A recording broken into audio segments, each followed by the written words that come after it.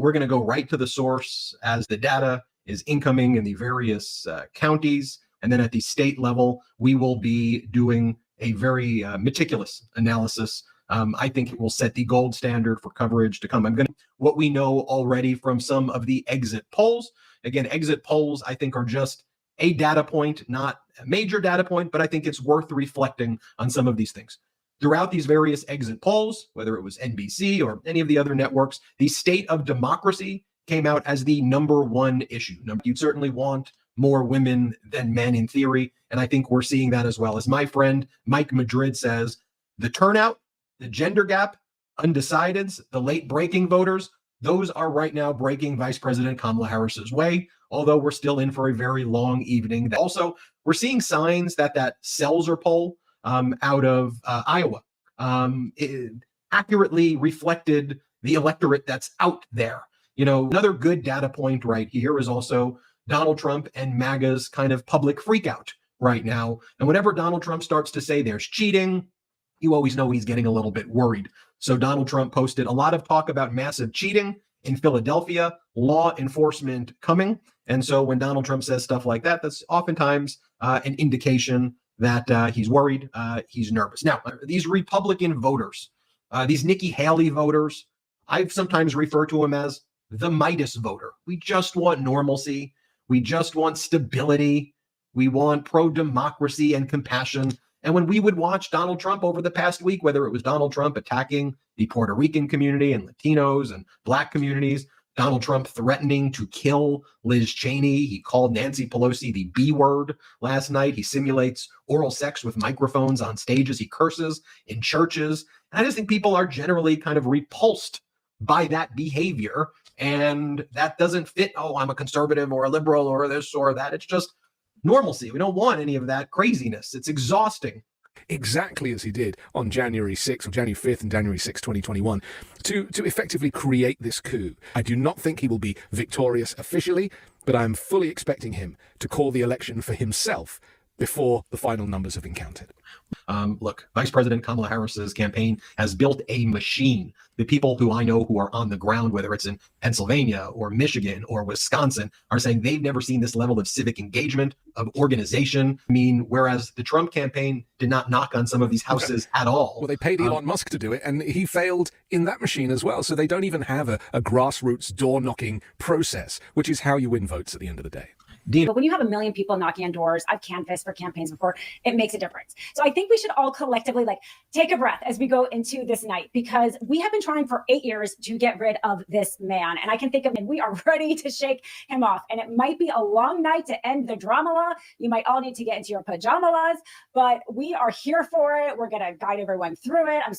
But when you have a ground game like that, when you have a million doors knocked, that makes a difference. I've canvassed before and I've knocked on doors, and you'd be surprised. People are like, oh, the election is Tuesday. I had no idea. Thank you. Blah, blah, blah, blah. Those things make such a huge difference. I'm very hopeful. I agree. But, she did everything she could. The Meidas community did everything they could. Yeah, I'm excited for this night, but we're going to be having to take a collective breath as we go through this night, because it is so important. So put on your pajamas. Stay Kamala, put on the pajamas. Let's also, Vice President Kamala Harris and also President Biden did as well when he was in the race. We're focusing over and over on democracy because it encompasses everything as well. Our freedoms here, what makes us American. All of the pollsters were lecturing, oh, you shouldn't be talking about that. You can't talk about this. People are over January 6th, they would say. Yeah. They would say, move past it. People are sick of hearing it. Oh, people are sick of hearing it. What are you talking about? There was an insurrection to overthrow our democracy. We all watched it. The corporate media wanted to sane wash it, but we all watched it. And Donald Trump watched it as well, don't forget. I almost felt it. It was a palpable moment, whether it was last Thursday, where I felt it. It's almost like it physically hit me. I was like, America gets it now. Yeah. And they understand it. We're trying to point this out. This ain't normal. This ain't normal. And it was tough because we felt with all of the sane washing by the media, was it breaking through? Was it breaking through? And I did finally feel, again, we don't know what the results will be, but I felt at peace because I felt the American people understood that this is an individual who hates, who destroys, who is a threat. Now, for some Americans, this pains me, is sad. They like someone who destroys and threatens and hates.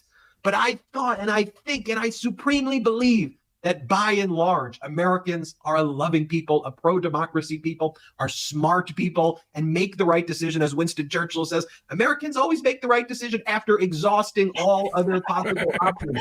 Look, since Donald Trump started going down on his microphone and all that stuff, I mean, that is the antithesis of what even the Christian nationalist movement care for. Right? They don't want any of that stuff. So I feel like Trump has almost given up. He doesn't have any fight left in him. I mean, the guy is exhausted, and he is 78, and he is due to be sentenced in a couple of weeks' time because he is a convicted felon out on bail. I mean, all this stuff contributes to the fact that he is an increasingly unpopular and fringe candidate. It's only the media that gives us the impression, because they like to both sides everything and give equal time to each candidate. I mean, even NBC, after putting Kamala Harris on Saturday Night Live the other night, now have to give a minute and a half to Donald Trump to keep that balance, otherwise the FCC have something to say about it. I mean, look, one candidate is a dictator. He's not even a possible dictator or a future dictator.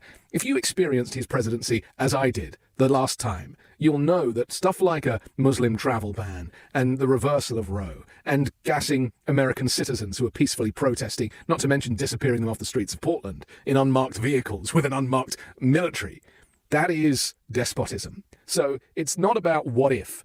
It's happening. And if he goes today and tries to call the election for himself before the election is over, that is another example of authoritarianism. And people are not going to go for that. So I believe that he is a minority candidate. He is a fringe candidate who makes an awful lot of noise. And I believe in the American people. I believe that we have a great instinct for the difference between good and bad and right and wrong. And boy, is he a wrong'un. And people feel it. And so none of that stuff shows up in the polls. And the other thing that doesn't show up in the polls, which is really worth mentioning, and I'm sure that Dina and I will discuss this a bit later, is all of the Republicans who are not admitting to the fact that they're going to vote for Kamala Harris. Because obviously if they get tapped by a pollster, who do you support? What team are you on? Oh, I'm a lifelong conservative. I'm a Republican. But when it actually comes down to it, and when they are in the polling place alone, just them and the ballot paper and a pen, they're just not going to put across in Donald Trump's box. And so the question is, how many of those Republican voters are supporting Vice President Kamala Harris? Would I know? Because quite literally, I've now received hundreds of thousands of stories each year from people volunteering these stories. I was a Republican. Some people, I still am a Republican. I voted for Trump once. I voted for him twice. But it was January 6th. It was women's reproductive freedoms. It's he's generally creepy and weird. It's that he was found liable for sexual assault. There was a breaking point for lots of people. And let's not forget, Donald Trump underperformed his 538 polling averages in places like Michigan 6 months ago by 15. And then no one talks about that but the MeidasTouch. That's why sometimes I feel like I'm shouting into the void, although it's a void filled with millions of people and our subscribers. But I'm like, hello, 6 months ago, we have a data point. In all of these states, Donald Trump underperformed. I have not been talking much this election cycle about the fact that she may be the first female president, because the loss of Hillary Clinton is so painful. And frankly, she's such an amazing candidate on her own terms that I almost didn't want to distract from that, if that makes sense. But women are coming out in droves. I mean, the what Trump did with that vote, taking away, the autonomy over our body, him, as you say, being a proven sexual assaulter, that Access Hollywood tape can no longer be locker room talk. What he has done for women after taking away what we thought was going to be our choice, finally having a female president, I think was devastating for women. I think that's what we're seeing here. And that daughter who I brought into the polls, she was able to vote for Vice President Harris herself this time. And I am just so hopeful that we as women will finally have equal representation in that highest office of the land. And I can't think of a person who was more qualified for that job, who ran the most amazing campaign. She was completely herself. She was not afraid to show her feminine side at the same time that she showed her confident side and took people down and lifted them up. And it was just amazing as a female watching this female, like I think Oprah said, like step into her power. We saw her step into her power. And I think she is just an amazing example to little girls and women everywhere that you can look for that job as unapologetically as she did. And I really hope we tonight, as we, have the returns come in, that gets validated as it should. Watching that, and I just thought to myself, as a man, I'm like, how does any man find this thing tough? And some of the strangest things that I saw is like this whole like alpha bro thing where they would be like, oh, this is alpha. I'm like, the guy just whines. The guy's literally, like no offense to third graders, he's like a third grade like whiner, who just cries about everything. And then that's supposed to be like tough. And then he's creepy and he says, I'm gonna protect the women, whether you like it or not. I'm going to protect the woman. Also, just like as a man. I mean, just all these like Republican or MAGA alpha bros. If some other dude said to me, I'm going to protect your wife, whether you like it or not. And then I'm like, yes, MAGA.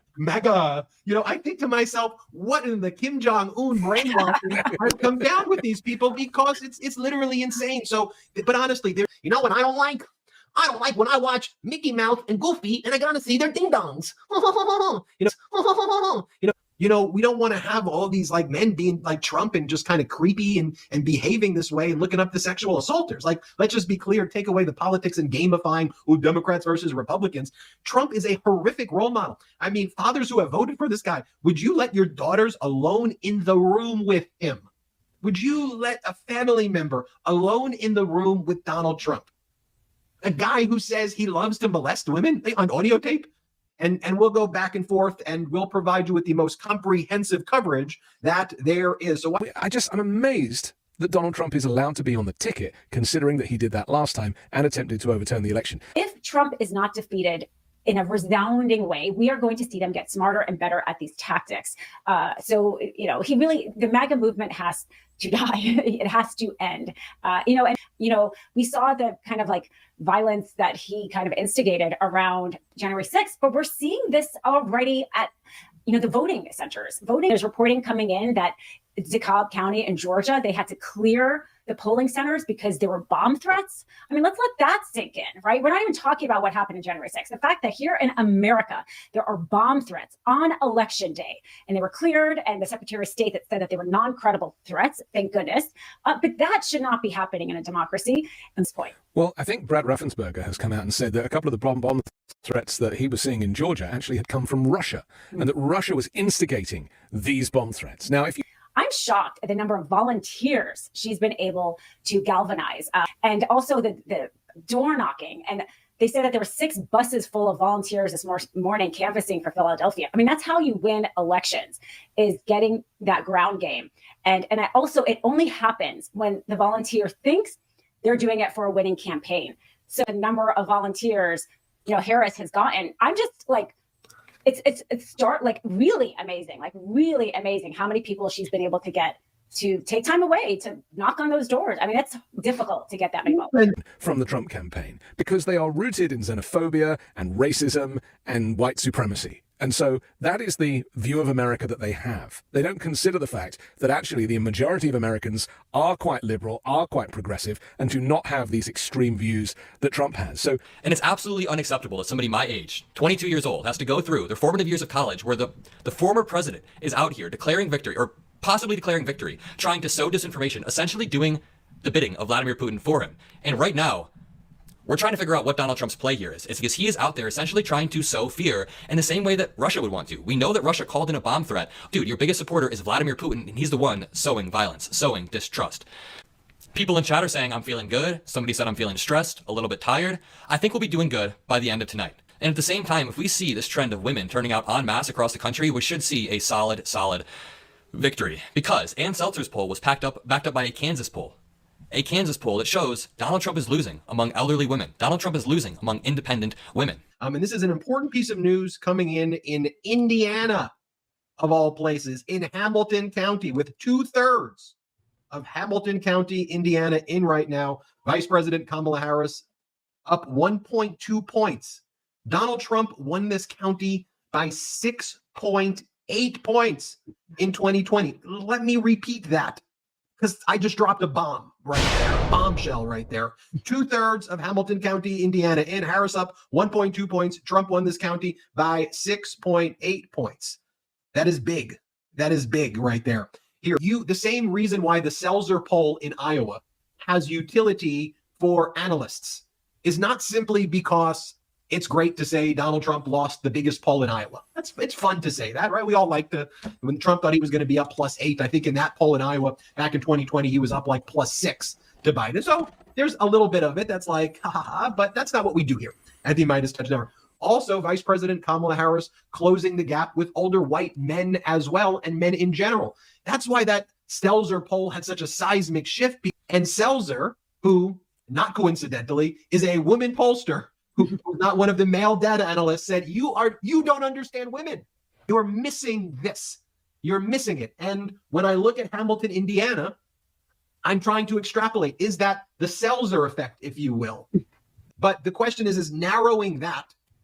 Imagine what that looks like then in Pennsylvania. Imagine what that looks like in Michigan. Imagine what that looks like in North Carolina, if these are trends that we're seeing. I've never thought this race is neck and neck. The American people are smarter than that.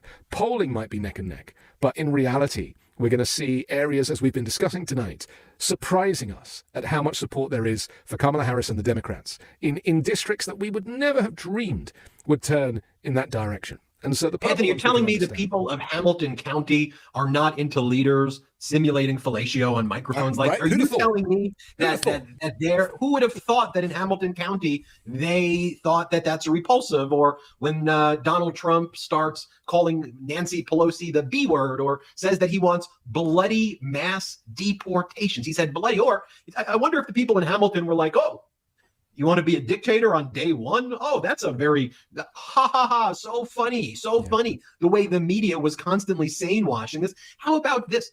You're speaking to someone here who represented Colin Kaepernick in 2017. That's what I did before Meidas. So I remember all the stuff with the flag and the anthem. So then Donald Trump, after the January 6th insurrection, creates a new national anthem with the J6 choir, and he has people pledge allegiance to the J6 anthem in Waco, Texas, 30 years after the Waco siege, to start his campaign.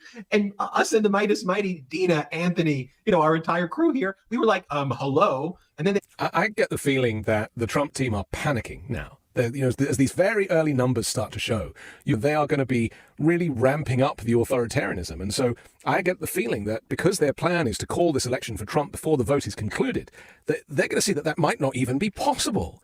And I really have a very good feeling about what Kamala Harris has built as a grassroots movement. I don't know about you, but it reminds me of Hillary's campaign, but on steroids. And remember, this has only happened in the last 2.5 months. They've created this from nothing, effectively. I mean, to intents and purposes, this was Joe Biden's election to win. And so, the timing of him stepping aside and supporting Kamala Harris, it just kind of took off. And I don't know that Trump, with his years of complaining and moaning, and also his legal cases and the national security stuff he got himself in the hot water over, I just don't know that can catch up with a fast-moving train with Kamala's name on it. And so, yeah, there's going to be a lot of surprises tonight, not just in these districts, but also from the Trump campaign when they start posting their kind of fear tactics, their fear-mongering.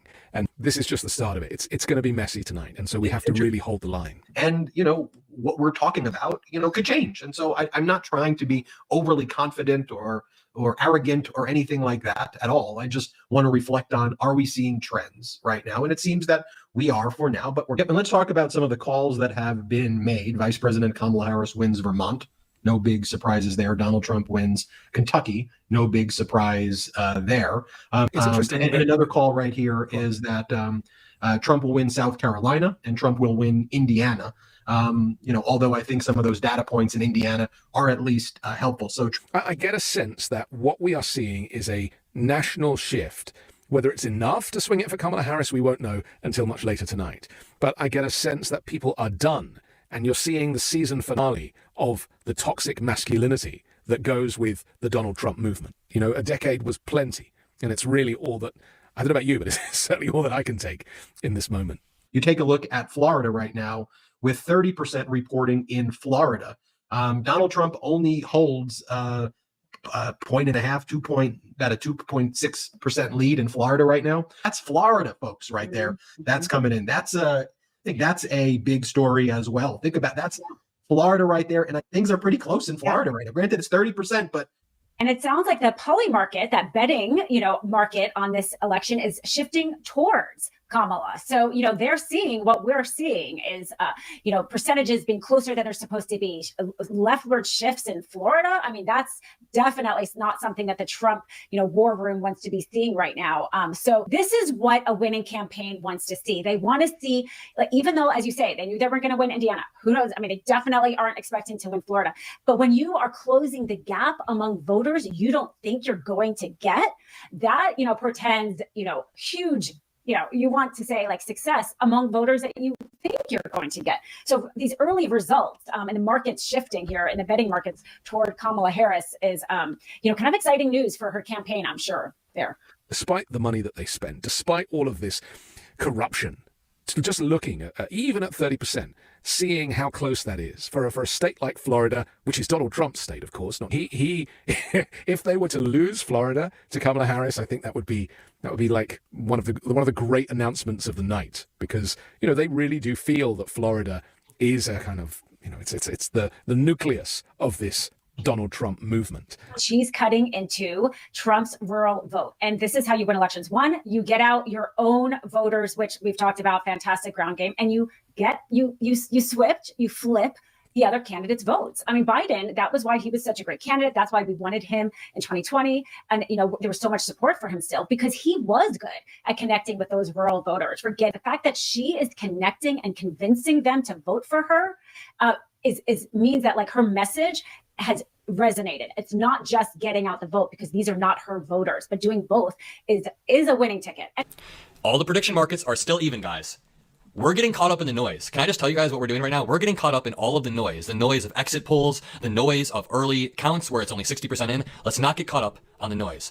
Even though I said we shouldn't get caught up on the noise, we'll see what happens. Did very well. You guys are saying this isn't looking good. There's no reason to freak out, because if there was data that was really damning, Kamala Harris would be sinking in these prediction markets. I'm not saying the prediction markets are right, but these are good indicators generally. And right now it's still 52 to 53, which it's a little bit off. But at the moment, critical round of poll closings in the Harris-Trump presidential race. This moment. Oh no! So far the results are underwhelming. But we will see. Oh, let's go back to the good news. John Ralston just dropped some decent news. Woo. This is getting rocky, but I will be your guys' guiding light. I'll stay calm all night, honestly. I'll be calm no matter what, but we're getting some good news from Ralston, it seems. Dem lead, an independent lead. The share of that keeps growing in Clark. So absolutely absurd, but with election night, I just want you guys all to stay calm. Donald Trump is up in Georgia, but only 9% of the votes are counted. I'm guessing that certain blue counties are going to start coming in more. Douglas, if you guys are worried about Georgia when we have 9% of the votes in, just remember, keep in mind, the red mirage is real. A lot of blue counties still need to begin reporting. It's the red mirage. There's no reason to panic when the red mirage comes in. It's just, it's going to be a long night, and I just wanted to reiterate that we're all keeping an eye and don't get too caught up in what I think is a real thing, which is the red mirage. They like to constantly sing about places that they're counting votes early and specifically trying to get ahead of the game so that, as we all know, they can try to declare victory early. Like this was outlined in the 2020 election. I think the same game plan is going to happen here. They're going to try to call early results. They're going to try to sway people's opinions early, and that all these dumps are going to come in. So just to keep a level head and just keep focusing on these specific areas that we need to kind of lean into. So I'm encouraged so far. I'm very encouraged. But there's very much two Americas, right? There's the reality that we inhabit, hopefully, which is we know that the sky is that way and the beach is that way. But I think that in the Donald Trump kind of MAGA Republican narrative, that it's a completely different America. And people who live in these rural places who don't have the kind of access that we have, they're not looking at the news and they're not on the feeds like we are all the time. They only have what he tells them to go on. And a lot of these people complain about the southern border. They're literally thousands of miles from it, and often when interviewed, these people have never met an immigrant. And yet they say that is one of the hottest issues. And the US economy right now is doing really well. It couldn't really be doing any better if you consider that we're just a year out of a worldwide pandemic, which saw worldwide inflation rise and a worldwide recession. And, the Joe Biden, Kamala Harris administration got us out of that. Donald Trump's administration failed us in that moment. And remember, the only decent economy that he presided over was the one he inherited from President Barack Obama. So Trump does not have the skills in the economy. He does not have the skills even at the southern border or at any border. It's not even legally possible to close the border. So a lot of these people in these rural areas are working on information that is from his world, from his reality, but it doesn't actually bear any resemblance to the reality that we live in. It's just announced, in North Carolina, polls have closed at 7:30 p.m. Well, Francis will tell you that from our motherland, the polls close at 10 p.m. And this is really important because this is voter suppression. When you don't have a polling place open all night, a lot of people don't finish work until 8 or 9 o'clock at night. How are they supposed to get to a polling place for 7:30 when it closes and get in line? It's nuts. A voting day should be a national holiday. Nobody should be working. Everybody should be voting. And in fact, maybe we could even go to the Australian system where if you don't vote, you pay a fine. It's about $40 or $50. But, you know, there is an incentive, a requirement to vote. And to close the polling place at 7:30 in North Carolina, man, that is not democracy. Not as I see it, anyway. To what you just mentioned, that Ben mentioned, is democracy being number one, 33%. How is it that Pennsylvania would go? And this is me just speaking to our fellow co-host. How would it go any other way than with Kamala Harris? If democracy is your number one focus, then how is it possible that you would cast your vote for anybody other than Kamala Harris? This is shared the video of January 6th, and Republicans love to get upset about we continue to focus on January 6th. That's because not enough of a deal has been made of this. The fact that the man is still able to run, that should have been the end. That should have been the end. And when democracy is your main important issue, Pennsylvania, then please tell me that you're focusing on democracy in favor of Kamala Harris, because how you could imagine voting for the other person when he has been the antithesis of democracy. He's really about hate. You know, let's divide each other, right? A thing that Trump does, he then accuses the other party of doing. And you hear it. You hear their conspiracy theories, and it is hard for us to kind of know the facts instead of these conspiracy theories, but they are actually saying the same thing, which is really disturbing. I mean, this is their scare tactics of Democrats are okay with immigration because they want non-citizens to vote, and then they can take over power and never have another election, right? Like that's their talking point. Although the Secretary of State, you know, they did a huge research into whether or not non-citizens were voting, and there was like 8 out of a million. So it just doesn't happen. But there is that talking point. It's going to be a long night. We have to just continuously keep level-headed, keep ourselves discussing the true matter at hand here, right? Which is, this is more. We're seeing over there, you know, I think a very a significant story that could be developing in Allegheny. Pennsylvania holds, Michigan holds, Wisconsin holds. It should be a ball game. That should be the ball game. You know, and what's interesting too is, you know, you are getting, I mean, again, if you want to be, you know, fair in the reporting and give the Meidas Mighty, you know, all of the data. You know, there are some suburban counties and areas, smaller, where you are seeing Trump performing slightly better. Places in Virginia. There are places, though, that we're seeing other places where Vice President Kamala Harris is leading significantly. So I think that is a good point as well. Is, you know, sometimes the data that's coming in right now, especially online, is not accurate data. So I hear a lot of people and I see in the comments, this is accurate data. When I show you the data, I'm showing you accurate data. So I do see in the comments, and pull that open just so people can see Allegheny. I see sometimes people saying, hey, Ben, why aren't you reporting on this? They go out with some narrative or that's not actually reflective in the data. They'll show you, and it probably inflicts physical sickness on people to watch corporate media right now, because they're literally picking data points to both sides this race. And I think that there's, you know, certainly you know, it's important that I reflect to you that Trump's doing well in certain rural areas that are smaller, but it's not telling the full story. Like this Allegheny drop, Brett, I think is the biggest news, yet it's kind of being reported, if you're watching corporate media, as just some other random, there's a lot of data points here, but that may be the biggest data point thus far. Yeah, not to come out hot out the gate, but I think if you actually watch CNN and stuff, you're probably honestly less informed than you would be if you weren't watching anything at all. And it's probably going to drive you absolutely insane. You know, just to be perfectly candid, I think their coverage is horrific tonight and in these scenarios, and they say really irresponsible things. But I think as of this moment in time, and of course things could change at any moment, I think you'd much rather be Vice President Kamala Harris. I think the data that we are receiving right now from Pennsylvania is overwhelmingly positive. We are seeing her overperform President Biden in the state. Currently, it's still very early. I want to put that disclaimer on it, but we are seeing like the first drops out of Philadelphia County.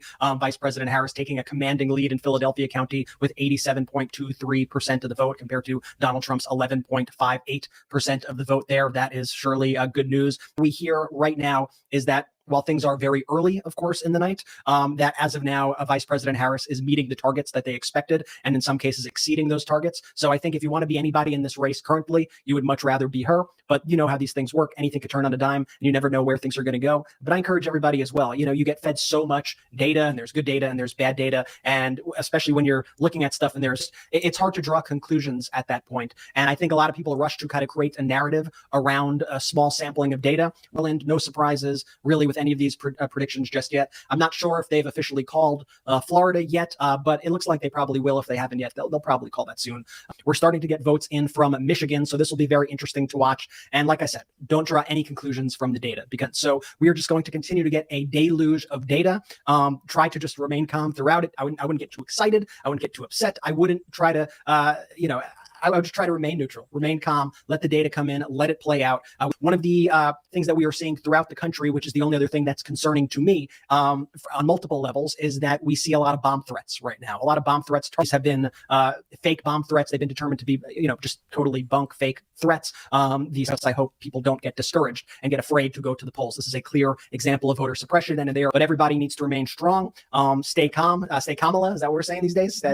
Keep Kamala, carry on, and that's Colin Allred currently ahead of Ted Cruz with 16% of the vote, 50.1% to 48%. I'm not sure exactly where those votes are coming from as of now, but people think. But in most suburban areas, we are actually seeing Kamala Harris not only holding her ground, but actually increasing her share of the vote and going ahead of her projections. So these are all the things that we are kind of following right now. But things generally, I will say, look good, and Kamala Harris is where she wants to be at this moment in time, and we'll keep you posted. Take a look at the Philadelphia County first drop.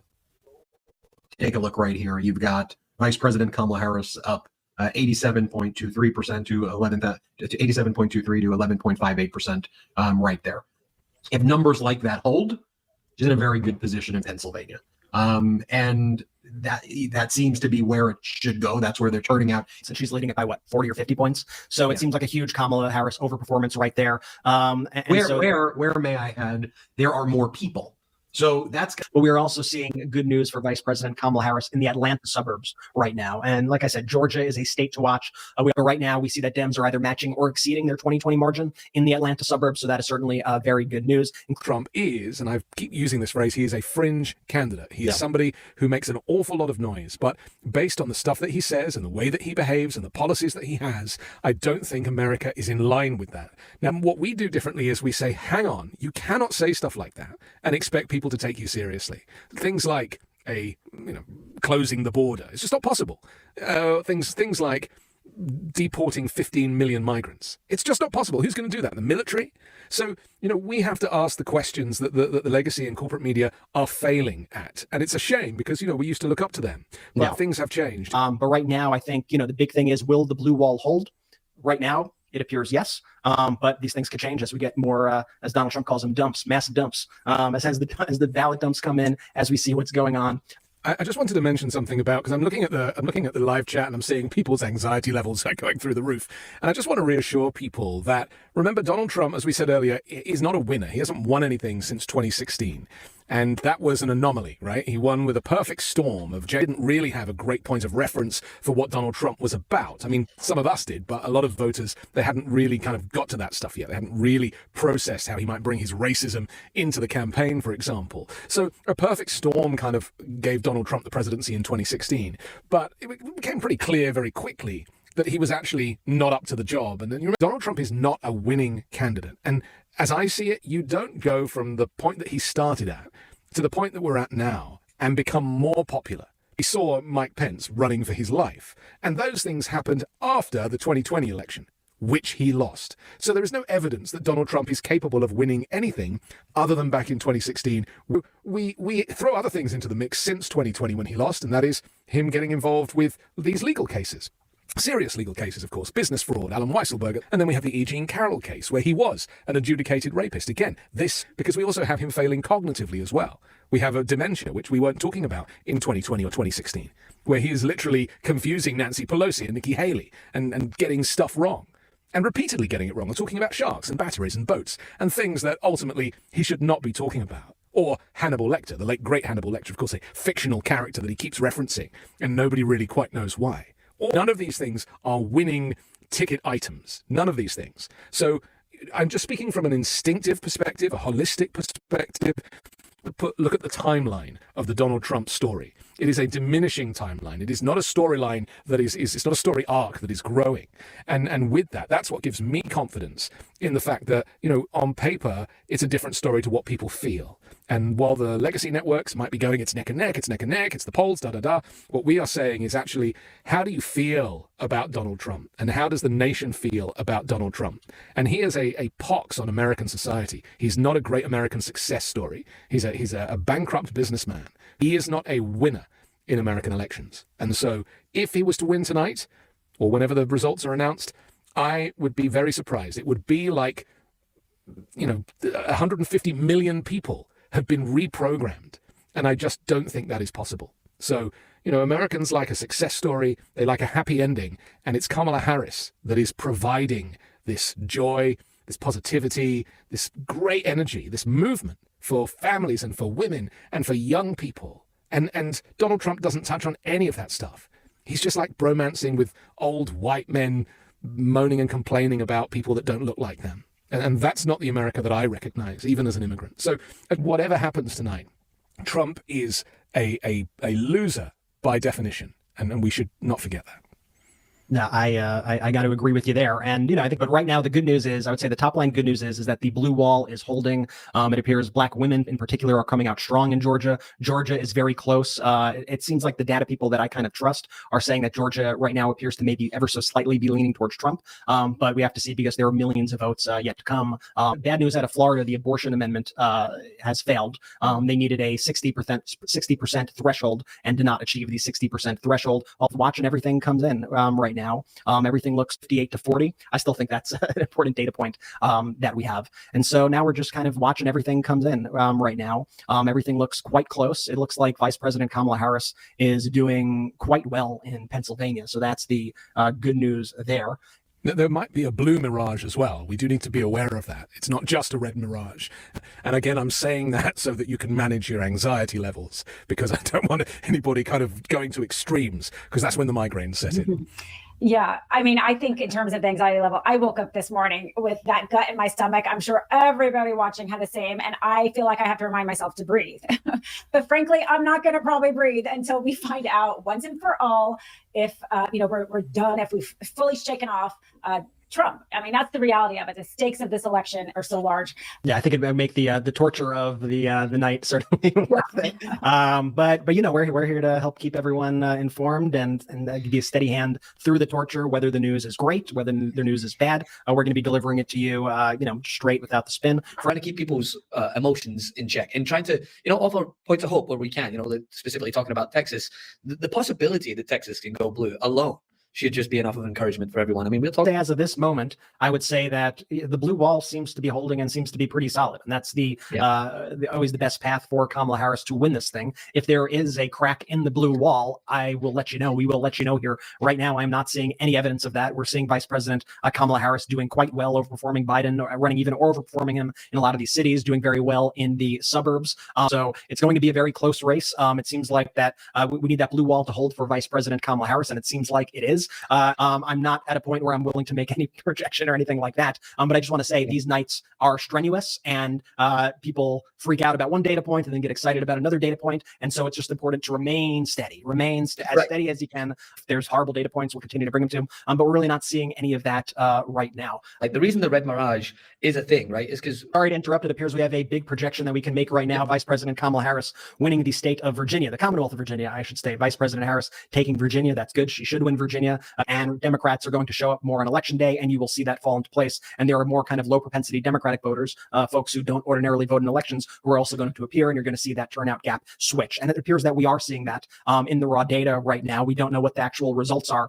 It's always good to check in on not just the exit polls and the polls, but also the douchebag polls to see how the Trump crowd are freaking out, because Vice President Harris is currently favored to win Pennsylvania, I would say, but there's only so much of the vote counted. So like I said, let's be careful about drawing any conclusions of anything just yet. Ohio surprisingly looks much closer than anybody anticipated. It looks like a lot of the kind of suburbs in Ohio have shifted left quite a bit, shifted towards blue quite a bit. And Harris taking all the states that she needs to be taking so far.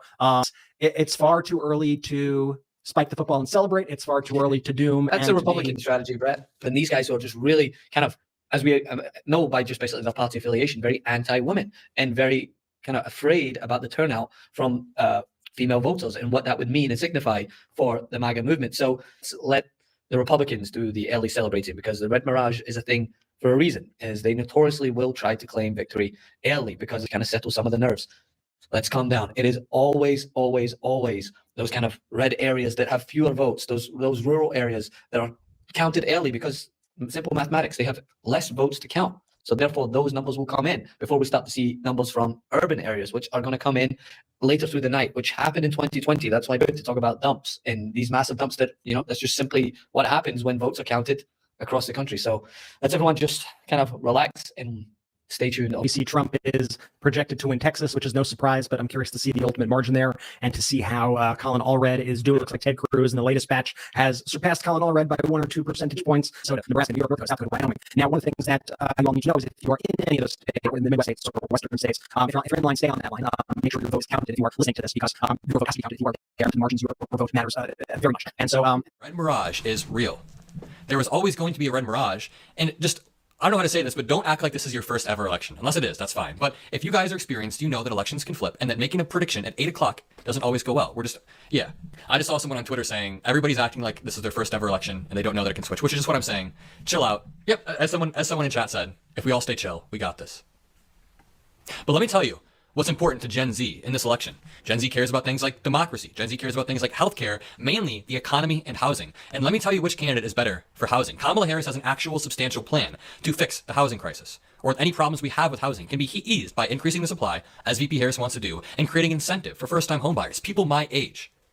So the hope is, after Kamala Harris defeats Trump in Virginia, we see the Red Mirage slowly start to fade away, as we did in 2022. I know you guys remember 2020, or no, sorry, not 2022, as we did in 2020. I know you guys remember 2020. It was a little bit nerve-wracking the night of. Actually, it was the exact same vibe. I remember in 2020, Florida went super red, unexpectedly red, and we were all sitting there like, wow, if Florida went red, is it over? No, it's Florida. Who cares about Florida?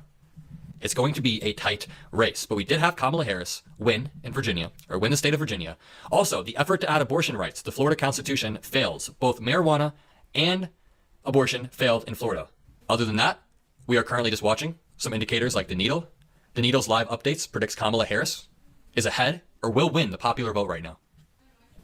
Everybody said they're feeling good. Everyone's feeling good. A little bit nervous, someone said. What website is the Needle? The New York Times Needle. Updates throughout the night. But right now, we're just sifting through a lot of the noise. You can't predict the outcome of the results or the outcome of the election only at 8. It's only 8 where I live.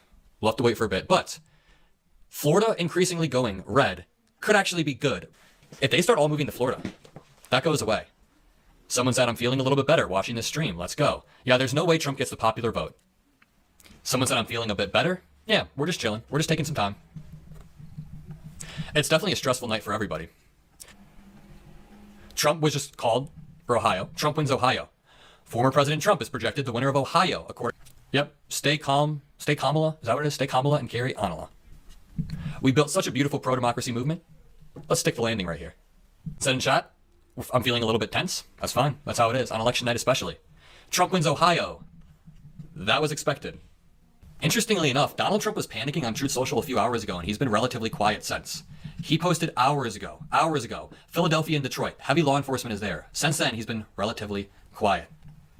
We only need to win 3 states to win the entire election, and these 3 states are oftentimes correlated. So if Kamala Harris wins Wisconsin, she will very likely win Michigan and Pennsylvania. So if Kamala Harris can win these 3, that puts her at 270. She just needs these 3. Now, if the blue wall states can come through, then we are good.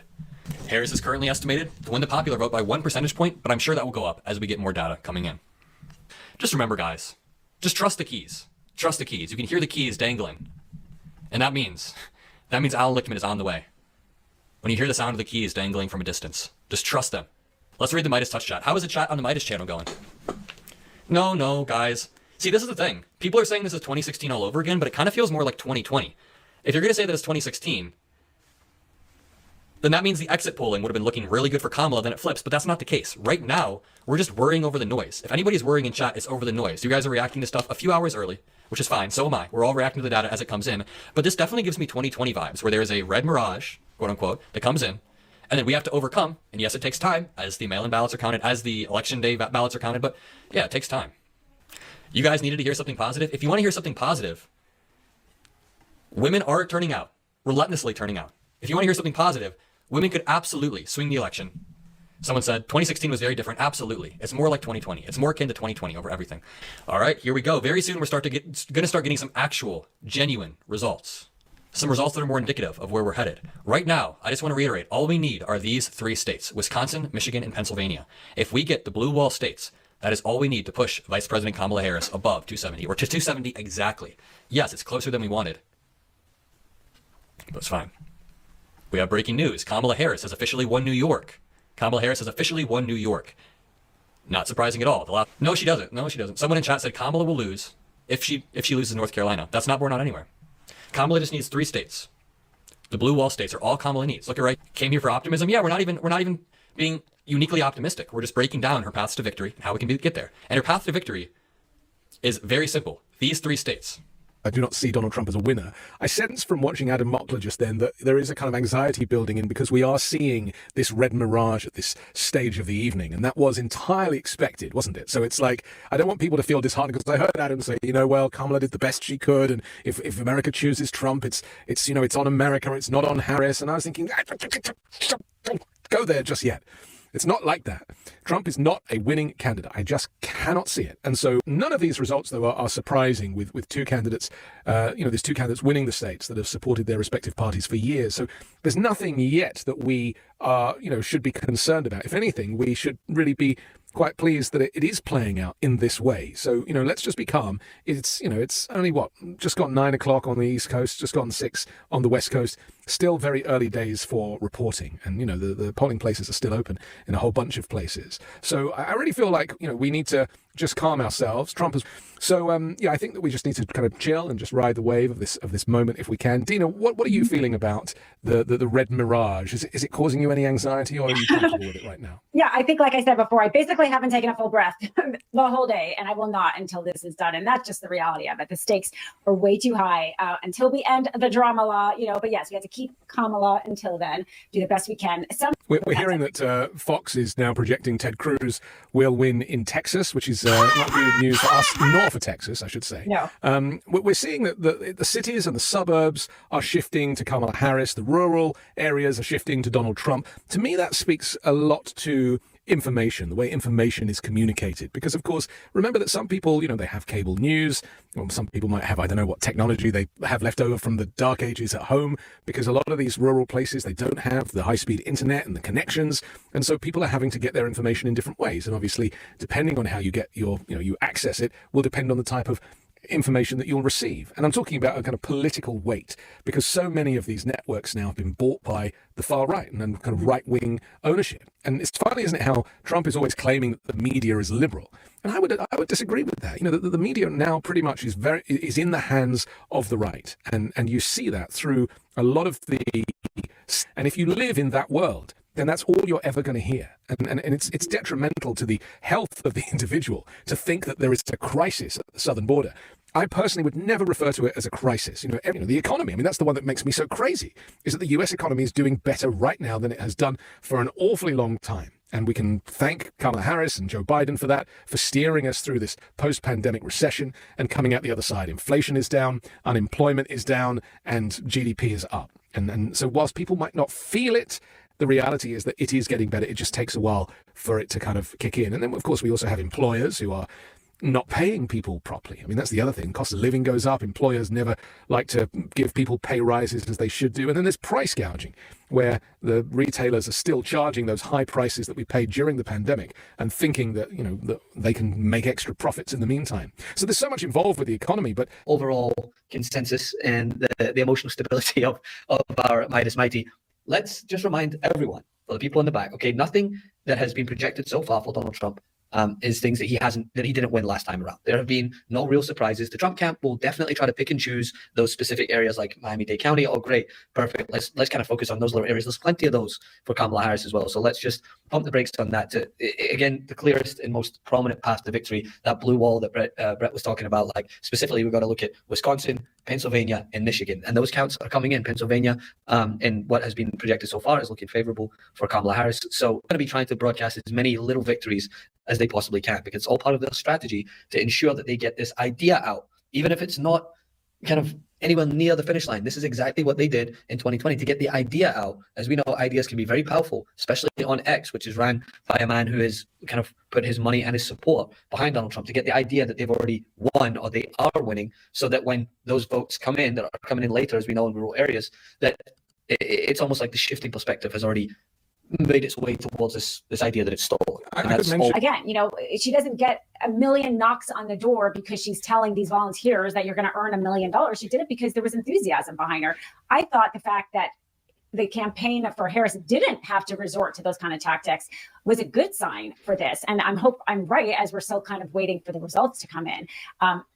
So we'll see with that. But yeah, Elon as Harris almost at a 4-point lead in Wisconsin, which is encouraging. Pennsylvania, tracking updates there, only about 115,000 of the early vote is in. This counting started way back at 7 a.m. The next dump is expected shortly before midnight. And according to kind of the views on X, the vote is heavily leaning blue.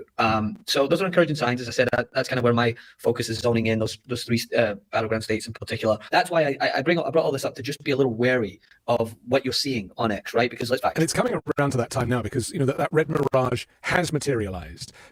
So if you were to look at the graph, you'd see a big chunk of red and a small chunk of blue, and that obviously is going to make people feel things. But the point that we're trying to make, which is exactly the same as what happened in 2020, is that the votes that get counted first invariably are those red Republican votes. And so it's going to feel like this for a while. And just to what's something coming in, just came in 9:45 Eastern time, is Decision Desk is saying that Kamala Harris has a 57% chance of winning Michigan. So huge, like great development there, let's say. I know we've got a long night still.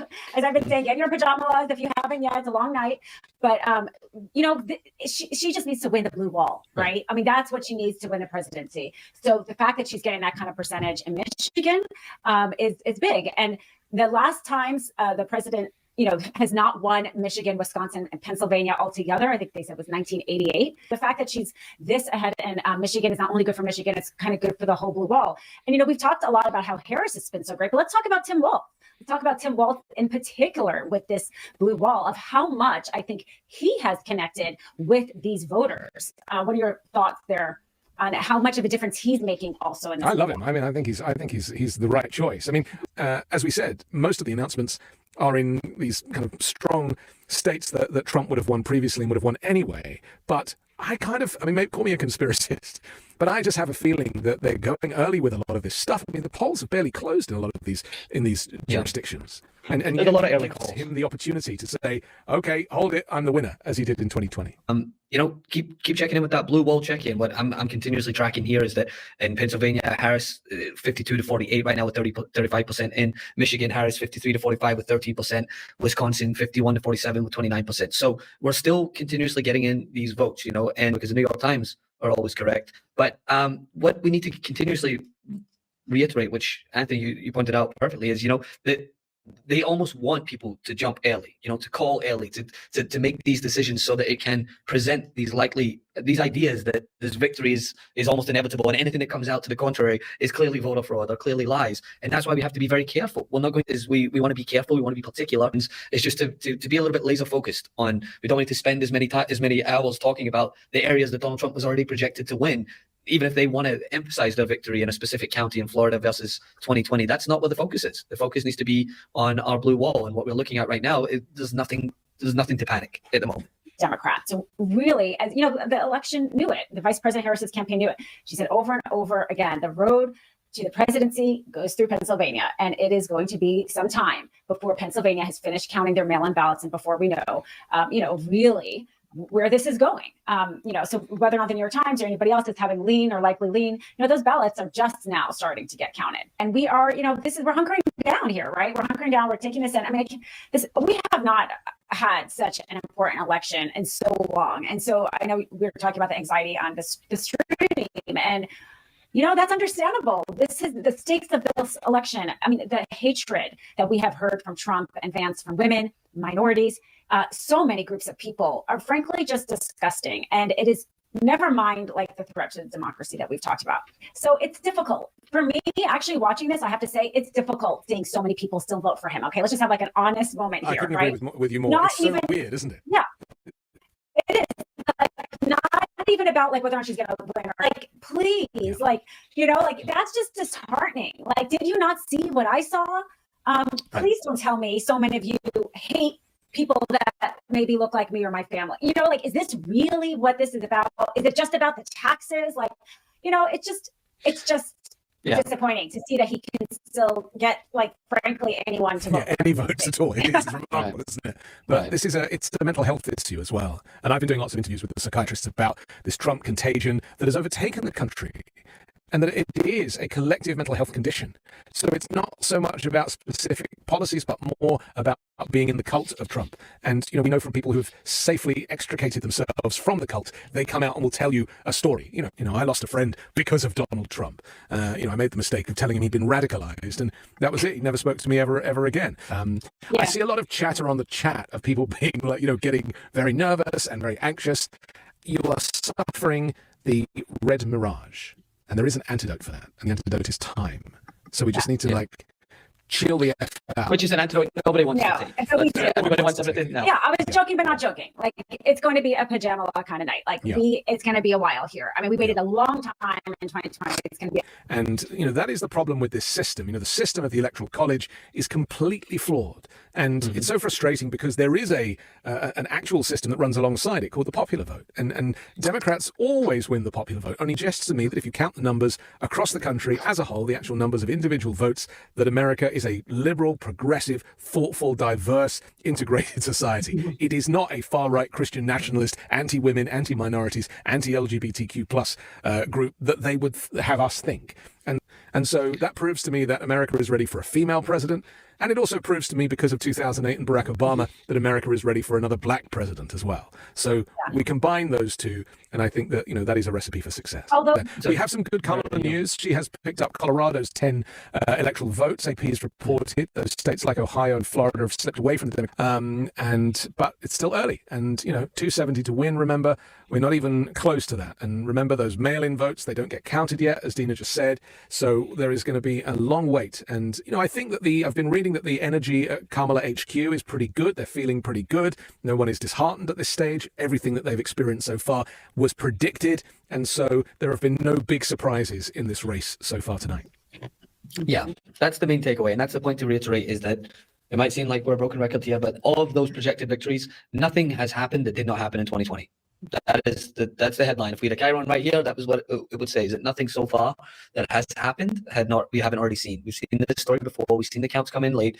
If you're just tuning in, it is a reminder that those early votes notoriously go to Republicans. It's going to be a long night. It's going to be one of those pajamas on the couch, but you're not going to get any answers anytime soon. And anyone who is trying to make the projection at this point, then I would fail to say that they're coming at it from a bipartisan point of view. They are very much partisan affiliated at that point. That's why you got to take everything with a pinch of salt. And for those folks on the clear path to victory, as we've mentioned from the get-go, in the blue wall, nothing has been showing anything crazy at this point, and there's still very early doors. We're experiencing the red mirage. You can probably feel it running down the small of your back. So just, you know, come to terms with it right now, as we are, because it was completely projected and expected. Very much so. I just wanted to mention a few people on the thread have been complaining about some audio issues on our feed. We're not sure what it is, so we think it might be the broadcast software that we're using. So we're going to kind of see if we can get a fix on that. And but just so you know, we are aware of it, and we will try and you know, sort it out in the coming moments. But, you know, this is 54% of the expected vote has been counted in North Carolina. Currently, unfortunately, Harris doesn't really have any good signs to lean on in the suburbs or in the urban areas. We have some good news. Once everybody sees that I'm back. The Georgia margin, the NBC News, is 210,000. Here's how Connor Sen is thinking about it. In Fulton, if we get 50K. In DeKalb, if we get 50K. In Gwinnett, if we get 90K. And then Chatham gets 15K. Clark gets 10K. That could net us 240K to come back to 210K margin. We're still waiting for any updates. Right now, we just wait. Right now, we just chill out and we wait. There's no reason to be nervous, y'all. You can't be nervous over something you can't control. Question. To vote Dem- Someone said in the chat they're freaking out because of Pennsylvania and we're losing, but we only have 55% of the vote in Pennsylvania in, and it's so close. I want to ask you guys in chat, is anyone mentally, okay, so don't say no, only say yes if it's yes. Anyone mentally prepared for Trump win? Anyone mentally prepared? Even though it might not happen still. Red Mirage, PTSD, Harris advisors are still feeling pretty good. Pretty insane though. Pretty insane. You guys are saying yes, yes. Okay, so some of you guys are chilling. Some of you guys are chilling. Someone said Seltzer. I hardly know her. Even if Trump did win though, he's not making it through his full term. You guys are feeling decent, All right, let's keep this rolling. Someone said lots of people on Twitter are using the needle to gauge how the race is going, but CBS is projecting different things. For example, they said that Kamala needs to win 52% of the remaining vote to win, and they think she'll win 54% of it to win in PA. And if PA is won, then boom. It's not over, y'all. It ain't over until it's over. Let's watch and see. As we do our best to navigate what is currently the red mirage. We told you it was coming. I know that there's a lot of anxiety tonight for those people who are supporting Kamala Harris, as we very much are as pro-democracy people, but her votes haven't been counted yet. In fact, it's early days yet, but as it stands, the numbers do look unfavorable for Kamala Harris, but that does not mean that that is the ultimate result. So just kind of, please be aware of that. I want to make it absolutely clear. Invariably, it is those rural states and those kind of Central America states. It's not the coastal states just yet, and so we are naturally seeing a more positive and more favorable result for Donald Trump. That we are amazed that anybody voted for Donald Trump. I mean, that is what I find so shocking, and that just goes to make the point of how dangerous disinformation is. That, he has created a problem with the economy that doesn't exist, that they are voting for. He has created a crisis at the southern border, which does not exist, not to anything like the levels that he claims. He has claimed that there are, illegal immigrants voting, which does not exist. And he is running on a lie.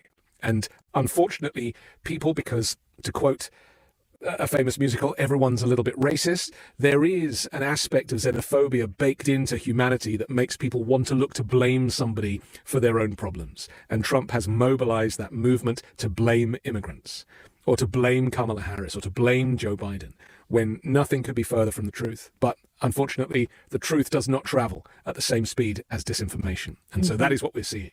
I honestly think that this is a natural progression of the way that votes are counted. We saw exactly the same thing in 2020. And we also had Donald Trump claiming around, what time did he do it last time? Dina, was it around 9 p.m.? No, it was much later. It was like, I think 3 a.m. Eastern time, midnight. Right, so midnight Pacific. It was very late. Where and this is not over until every vote is counted. And Kamala's votes have not been counted yet. In fact, to pick up 112 electoral college votes at this point in the evening, I think is pretty good going. Yeah, we have some decision desk early reporting. It's still an early projection. So as votes come in, it might change, but they're saying that Georgia is going to go with Trump. We'll see if that holds. I can say it's a long night, and we have to wait for the votes to be counted. The vote, people finally got a chance to say what they wanted in a president, and we have to wait for it to be counted. Yeah, so I'm just bringing that up to remind people that that happened in 2020. People were in a similar state of disarray at this point in regards to what they felt was going to be an inevitable loss for Joe Biden. But eventually, as more votes were counted, it's not favorable. In a granular level, it's disheartening that so many people, despite the plethora of reasons to think to the contrary about what this man represents, still are voting for him. And overwhelmingly, it seems, based on exit polling, that it is men that are voting in favor still with Donald Trump. So it does pose a lot to reflect on as a country and where we're at. But let's look at the blue wall. If cracks start to show that are even more apparent than they were in 2020, where it seemed like Joe Biden was going to lose Pennsylvania until votes started to be counted, then we'll bring that news to you. We're not going to sugarcoat it and try to pretend that things aren't going in a different direction. That serves nobody. So all I'm saying at this moment is it might remind a lot of people of 2020, because it is similar in regards to the blue wall. With Georgia going to Trump, that's a different decision that was made via 2020. So what we need to start look at is what's Pennsylvania doing at this moment in time. It's not doing anything more kind of alarming than what it was doing in 2020. So let's just remember that. Remember that as we go forward. Remind ourselves of that, because everybody has short-term memory. Maybe people are just blocking it out because every Trump election comes with its own kind of baggage of trauma that comes along with it. And I believe the New York Times ticker is now favoring Donald Trump in the popular vote, which from what Anthony was saying at the start, you know, if that is to come to fruition, then we're going to have different conversations. We're going to have to really think about, you know, what is moving the country on a level to that extent. If the popular vote is to favor Donald Trump, you know, it's way too early to give any kind of credit to that prediction or not, but it just shows you how different these kind of more traditional media landscapes are, what directions they're going is on completely opposite sides of the spectrum. But they're so antiquated, aren't they? I mean, even the New York Times, I don't think of any of these organizations or publications as anything to look up to anymore. And the fact that, you know, a lot of these organizations, LA Times was one of them, Washington Post also, have not been allowed to support a candidate for the first time in forever because of their corporate overlords, it is really a kind of testament to the loss of democracy, even in the media and even in journalism. And, you know, it really is important that these newspapers should be able to make the case for a candidate. I don't think it should be down to the New York Times to make these decisions for us anymore. I think we here have a much better place with which to operate from, and that is just with the numbers. It's just down to the numbers. I mean, I popped next door and I turned on MSNBC.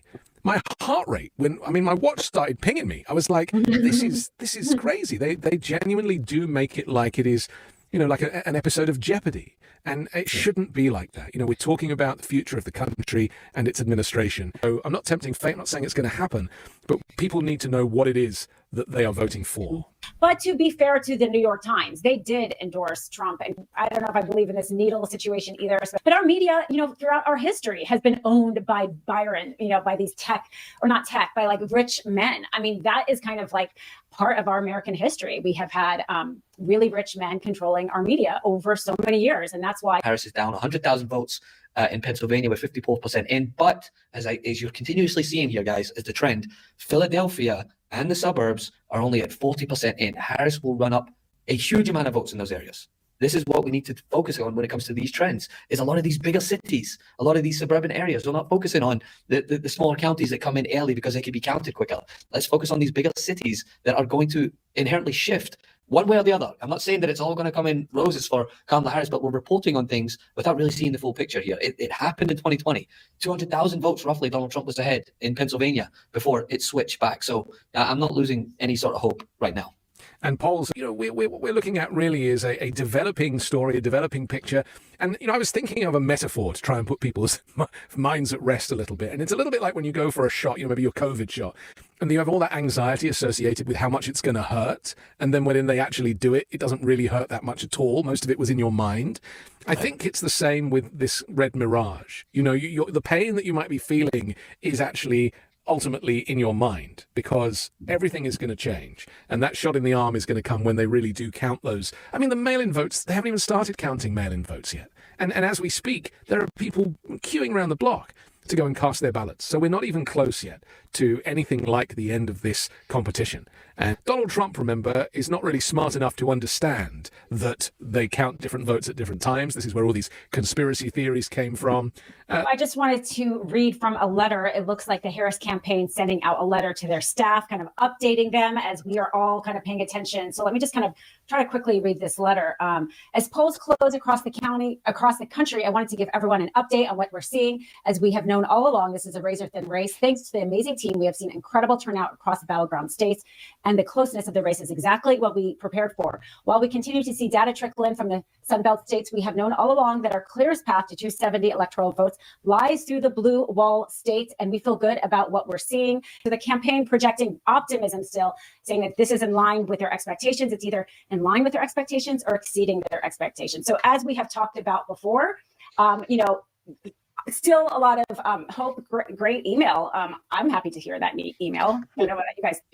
And this is what we just predicted earlier, that all the Trump camp was singing praises about. Rural areas report results faster than cities and crowded suburbs. So it's always going to be that way. And I think it will be the exact same way in Arizona, Wisconsin, Michigan, and Pennsylvania, with Kamala Harris gaining ground.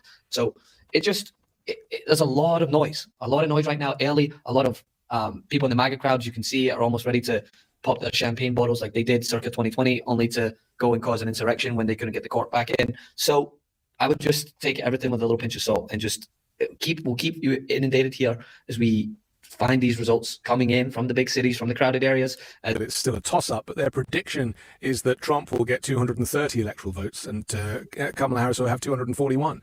So, it's still within that margin of error, but ultimately they're still sticking with their prediction that Kamala Harris will clinch this. So, it's very, it's disheartening to kind of see how obviously people are reacting, and it's only natural to react in this way, but the race hasn't really even started yet. We're still very much in the pre-race, and so it's really going to heat up in a couple of hours. I really don't think we can expect to see any big changes until they really do start counting those Democratic votes. Yeah, and it looks though like the reporting is that the House is looking good for Democrats. It's looking like the Democrats may be retaking the House. That looks like some. So the election is when all of these votes start to come in, right? In the big cities, we're talking Philadelphia, Detroit, Arizona, like in Milwaukee, all these big cities start to come in. It's just going to matter. It's just going to be about if at that point, when those votes start to come in, if Donald Trump and his minions are going to do exactly what they did in 2020 in order to declare that they are the victors and that there is massive election fraud. That's why all these numbers are coming in later. Just alluding to the idea that trying to downplay the fact that big cities just take longer. There's just more people. Votes are going to take a lot longer to come in, and especially in areas that are notoriously favored Democrats. That's when that shift, in their eyes, will just be glaring fraud, right? Because suddenly large amounts of numbers will start to favor Kamala Harris, and she'll start to make ground. That's just based on the fact that it's a big city versus these kind of smaller counties, and they will play that same old playbook. They will start to resort to the old tired fraudulent accusations. And the saddest part of the story is that Donald Trump doesn't care for anybody, male or female. No. He has absolutely no emotional connection with any of his supporters. He's simply here to stay out of prison and make as much money as possible in the meantime. And he has been rinsing these poor people who will give them their last dime, who don't have a disposable income, to buy his NFC cards or his trainers or any of this NFT cards or any of this merchandise. And it's a tragedy because he really is just in it for himself, and they can't see that. I don't feel it because I don't really consider myself to be male in the traditional sense, nor am I particularly American. And I don't want us to kind of go looking for reasons why the vote is playing out the way that it is and panicking and thinking, oh, well, why are men doing it? Because I don't think we're there yet. I really do feel that we're still on track for a Kamala Harris win for the presidency. That's how I'm feeling. And I'm not. This kind of the ironic idea that he's the alpha male who just can't stop whinging about everything, who is still holding on and licking his wounds, claiming that he never lost in 2020. Like, nothing could be more anti-man, in my opinion. A man who can never take accountability for his own actions. It's not a real man, but it's almost. I should just mention that Trump has just won North Carolina, as called by the Associated Press, picking up his first of the 7 swing states. And a friend of mine just texted me to say that the New York Times is calling it 89% for Donald Trump. I would just rule that out completely. I really don't think that is a fair way to look at this election. It seems that Harris has won California. They've just announced they closed the polls closed in California, and they announced literally 10 minutes later that Harris has won her home state of California as well. So still a long way to go, still very early in the evening, but I recognize that, there are a lot of people I'm seeing in the chat and messages that I'm seeing of people like throwing in the towel, and I'm trying to explain that we are not even close to that yet. We are not even close, and I'm sure that at Kamala HQ, they're still feeling pretty confident about the way the evening is going right now. As soon as they start to get more votes coming in, Philadelphia, Detroit, and that starts to look out with the realm of possibility and what we've predicted with Kamala Harris, then I will be as open and as frank in saying that maybe this is not going to be the night that many of us had hoped it will be. But these votes are still being counted. So many votes still to be counted from these bigger cities. So hang tight. I know everybody wants answers yesterday. Trust me, if I could give you an answer yesterday that would put many a mind to rest about the future and potential leadership of this country, if it is to be another Donald Trump presidency, I would, because I'd want to put myself out of the misery of thinking about another presidency of Donald Trump. So we're not we're going to get deported, prolong. Francis. Exactly. I mean, that's how you can look your daughter in the eye and then go and vote against her rights to exist in this country and her rights to be as free as you are. It's beyond me. And I got teary looking at my daughter when my wife was going in to vote. And I started to think how many men across the country going into those voting stations have daughters, and whether or not they were able to justify a vote for somebody who is a serial sex offender or not. It had me really think when I was looking at this innocence, this beautiful 9-month-old baby, and try to think what kind of verbal gymnastics would you have to do to convince yourself that what you were doing was for her. If it was to vote for Donald Trump. And it just is beyond my realm of comprehension. It's something that would have to be looked further into. But yeah, it really struck me today thinking about that. I'm still holding out hope. I'm not giving up that hopium yet, but that was my sentimental moment today. Yeah. Well, how my daughter cast her first vote. Oh, wow. That's amazing. Her first vote for the first female president. And that was kind of really special to vote alongside with my daughter, which I really hope to be the first female president. It is long past time to have equal representation in this country. And she proved herself to be the most competent, qualified candidate ever. I mean, I was so impressed with her in her campaign as a female, just like what a role model she was. She was unafraid of being feminine and at the same time being direct and telling people like it was. Like, you could just tell she was unwilling for somebody to put her in a box. And I just thought she was such a good example, like you said, Francis, to like all of our children and to all of us of like, this is the kind of job you should reach for, the most important, powerful job in the world. And you should do it unapologetically and so well that now you make it seem easy for the next women. And it was just such a pleasure to see her as a female. Because I really never wanted anybody to be like, oh, you're only voting for her because she's a female. And frankly, that is not why she was why I was supporting her. And so I felt like we have waited too long for this to happen. And she is the candidate to have made this happen. And so it was a proud moment to vote for her alongside my daughter. And yeah, it's tough waiting for these results to come in. I've been thinking my daughter is 9 and she hates Donald Trump. I mean, my children have been well trained. When I drive them to school, we often talk about how much we hate Donald Trump. And I and my boy who's 6, he's like, I hate Donald Trump. But I bought my daughter a Kamala Harris book, a kind of, a kid's book about Harris and about her life and about her career. Beautifully illustrated book that I read to her at night. And it's, I think it's really important to use this moment to hold up Kamala Harris as a role model to young women and kids of all genders, really, because it is a big shift. Kamala Harris as an icon. A lot of Republicans are already wanting to pack up shop and call it quits, saying that they've already won, which is come to be expected. But, people really want to drive themselves crazy, it seems, on this night where everyone's either throwing in the towel or I wish that those same people could probably be reminded of their mindset at this point in 2020, because it was probably the exact same. Massive amount of votes were, as Trump called them, dumped. But they were just counted. Sports bag from under the table. Yeah. Just counted in the bigger cities. And that's what started to have him go into his, now as we know, his ever so dangerous and violent attack on democracy. So bear with us, as we're bringing you as much of the news as we possibly can. And when I start to panic, then it will be pretty apparent. I could do a good job of masking it, but I'm not at that stage yet. There's we just need to remember that whilst there are some counts that obviously come early, that people are still voting, that mail-in ballots haven't even been counted yet. And while we're seeing a larger number for Donald Trump right now, and a lot of people have just resigned to this fact now on the chat, and I get it, but the reality is you're going to see Donald Trump's number, currently 230 electoral college votes, you're going to see that slow down and stop. And you're going to see Kamala Harris's 192 electoral votes currently, you're going to see it start to grow. Trump's last speech or whatever he gave today. First of all, he sounded really tired. I think that he could not keep up with the pace of Vice President Harris. His age was very apparent in the last days of his campaign. It's the Republicans in Pennsylvania that we can blame for us staying up so late, stressed out, and trying to take a breath.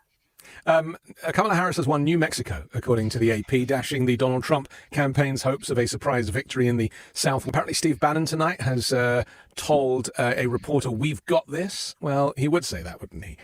He doesn't have this. And remember, bear that in mind and, recognize the fact that we are still very early in this. I mean, arguably, our coverage might have started around now rather than 5 hours ago. Right. So just be clear about the fact that the election night is always a long night and it doesn't really start until around this time. So let's just say that we just showed up. This is how the numbers are looking right now. Everything can change between now and 10 o'clock tomorrow morning. Yeah, absolutely. And in Michigan, a startling swing that was noted is that Joe Biden won the Latino vote in Michigan by 11 points in 2020. And it, according to a polling that came out on exit poll, Trump got 60% of that vote, which is almost a 36-point swing. Now we need to try to dissect where that massive swing came from. And that is a massive swing. That is astronomical almost at times. It's not enough to get my get me panicking just yet. But in Michigan, to see such a swing like that, that was something that it definitely took me back a little bit. Yeah, definitely a male problem there in Michigan. Also, some reporting that Harris is looking like the underdog in Pennsylvania, evidently. There's a senior Democrat in the state that says, quote, it would take a massive overperformance in the suburban counties like Chester and Munko. It's not likely, but it is possible. So not a great statement, but we don't know yet what her performance is in those suburban counties. So we will definitely keep an eye on it and report here, as we've said, until that vote has been counted. We're not taking anything for granted or assuming anything, but that is kind of keeping you updated on the latest there. Missouri, which again bodes well for Kamala Harris's offering and her journey to 270 votes. And so, like I say, it's still early days. We just have a new reporting that from the decision desk that Democrats are favored to flip control of the House. Very Some important there. Yes, very good news. As we know, the House is, huge.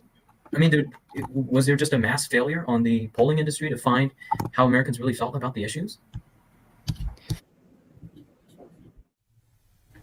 Welcome back to our live coverage of the election results. I've got, of course, Brett, Anthony Davis, and Dina Doll. We can bring us all back in here. Obviously, we are waiting for additional results to be dropped, hoping that, there are some big numbers in the outstanding counties.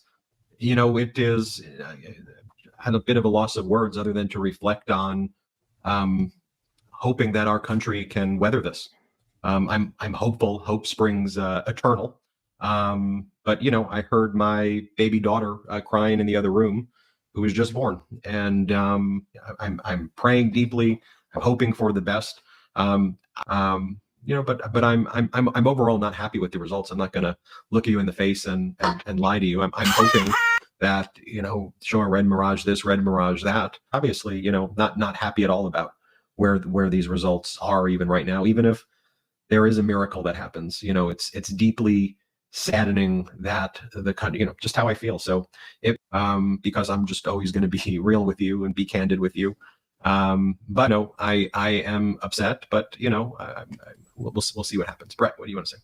Yeah, it's it's not a great situation, I'll say. Is there still a path? Yes. Am I going to act like that path is a likely path? No, because I'm not going to lie to people who are watching this network. But the path right now is the blue wall, which has been known as the path now for this entire election. One of the issues that we're seeing is that Vice President Harris is slipping in the blue wall states, and more votes are counted, and she's not making up the differences that she needs there. So are we going to make any sort of call or draw that conclusion just yet? No, but I would like to be seeing more indicators in Pennsylvania, in Michigan, or Wisconsin. Maybe there is a world where Philadelphia shocks us and Detroit shocks us and Milwaukee shocks us and is able to put her over the edge. But that's counting on kind of three miracles right now, and it's unclear that what is going to happen. So we're going up against one of the most sophisticated disinformation machines that has ever been built, with billions and billions and billions of dollars.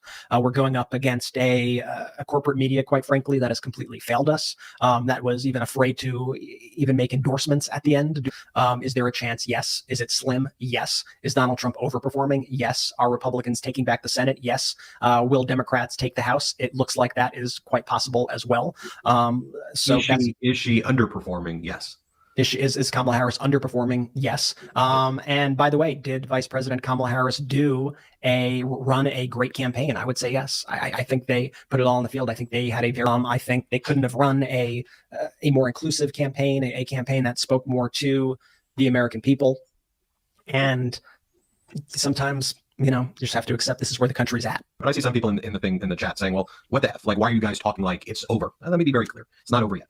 However, I'm not going to ever shy away from telling you how we truly feel in the moment. I mean, I'm not going to lie to you. I'm not going to say, oh, we're in a great position. It's looking really good right now at the end. When the data has shifted to where it is now, and there appears to be a lot of support and late breaking support too for Trump. I mean, I think you have to look at it like it's the ninth inning. You're down by a ton. Could you still win? Sure, but you're in the ninth inning.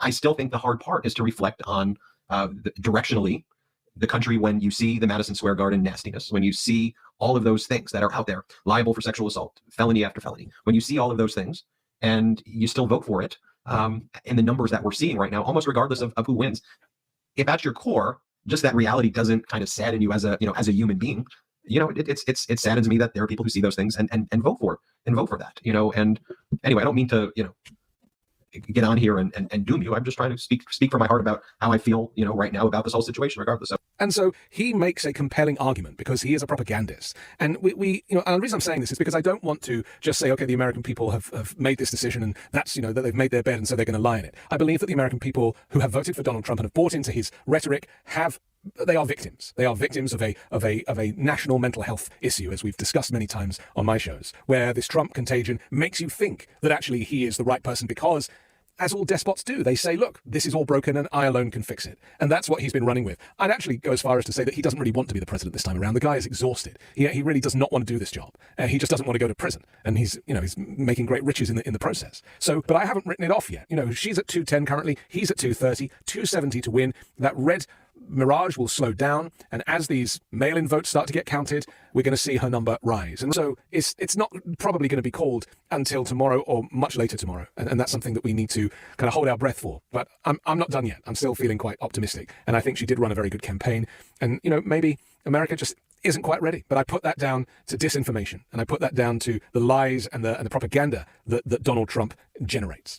Yeah, and do you have any thoughts? And we'll probably, honestly, we'll probably wrap this up soon because we're not going to be on here for days if the campaign goes on for the next few days. But we'll probably wrap this up soon. Do some videos for the morning, and go from there, and then reflect after that. But another red mirage is the unity, the idea. Vice President Harris clearly projecting unity, having Liz Cheney, campaign with her, reaching out to the Nikki Haley voters. And I think so far what we've seen is that I guess Americans aren't interested in unity. She could still, get the blue, and Americans not willing to vote for a female. Like I have to believe as a woman that maybe there's other factors at play why the vote isn't coming in as it should, but I'm worried that what that's going to do, for the female vote. So I love your hope, Anthony. I'm going to hope along with it, hope until the last moment because of how that's going to impact, I think, a woman being on the top of the ticket again. She just won Nebraska. So Nebraska 2nd congressional district. Yeah. Which is a crucial one if she were to be able to, sweep the blue wall. But unfortunately right now she's underperforming the blue wall, which is why I have a bit of a pit in my stomach and why I'm not, as gung-ho on the red mirage of it all. It looks like Trump is even preparing to speak and kind of start the football soon. And that's not something we're going to cover right now because he hasn't won. And we're not going to play his words declaring that he won if he has not won yet. And so that's where it's at. But, I'll turn. But, if and when the race is called, we'll make sure we call it. But that's where we are now. So from the bottom of my heart, thank you all. We're grateful for you. We love you. And we'll see you tomorrow. Thanks for watching. Not the show that I wanted to do this morning. Certainly not the mode that I wanted this channel to go in to. I was excited to build upon the rights and freedoms and projects that I think President Biden did well. But I want to send a very clear message to all of you. The first very clear message is that the MeidasTouch network is not going anywhere. The good times and the bad times, and now is obviously one of those. It falls into the latter category.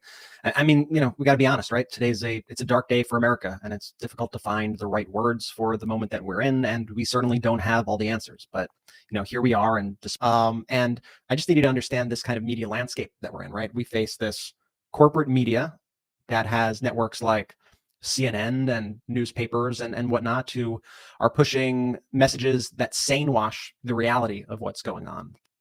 I mean, it's insane. It's absolutely insane that there was this MAGA dominated digital ecosystem that was funded by billionaires. They poured billions and billions and billions and billions of dollars into this. And some people saying hope is gone. Hope is not gone. You have the right to be scared. You have the right to feel fear. Hope is not gone. Do not lose your hope. People, let's get this to 1 million people every single day. And I know how you're feeling right now, but I'm asking you one question before we go. And that question is, are you with us? Are you with me? Because I'm with you. And if you're with me right now, all 50,000 of you, please put the blue heart. Please put the blue heart emoji because I'm with you. Are you with us? This is not the video that I wanted to make this morning. And many of us have not had much sleep, so it's kind of hard to process what has happened. Much of it seems like a blur. And clearly we're all feeling the same feelings this morning. A sense of loss, of sadness, and a sense of dread of what is to come next January. I've never really considered myself a Democrat, but as you know, I'm unashamedly pro-democracy. And if you watch my coverage regularly, you'll know that my faith in the American electorate to do the right thing was way off. I truly believed that this country was ready to put Donald Trump behind it. And being pro-democracy means accepting the results and coming to terms with what it means. Trump's words last night were, "Can you believe it?" And my thoughts were, no, I can't. I can't believe that this amazing country would choose hate over love, darkness over light, and dictatorship over democracy. But maybe it means that we need to adjust our parameters of what modern America represents. Maybe its default position is the past, the Wild West, the cowboys, the guns, the toxic masculinity. America will, for the next few years, be ruled by the oligarchs, the misogynists, the Christian nationalists, and white supremacists that we feared. And Trump will likely hand over power so he can retire to the golf course. And for the people, owning the libs will be a short-term pleasure, ahead of rising inflation and lower wages, more expensive health care and fewer public services. Trump will once again drive America into the ground. I feel sad. Sad for Ukraine, and mostly I feel sad for our planet, because a climate change denier just won the presidency. My young daughter chose to wear black to school today. She can feel it, this impending sense of doom for what has happened, her optimism shattered, and honestly, I am as confused as she is. The world's just got a lot less safe.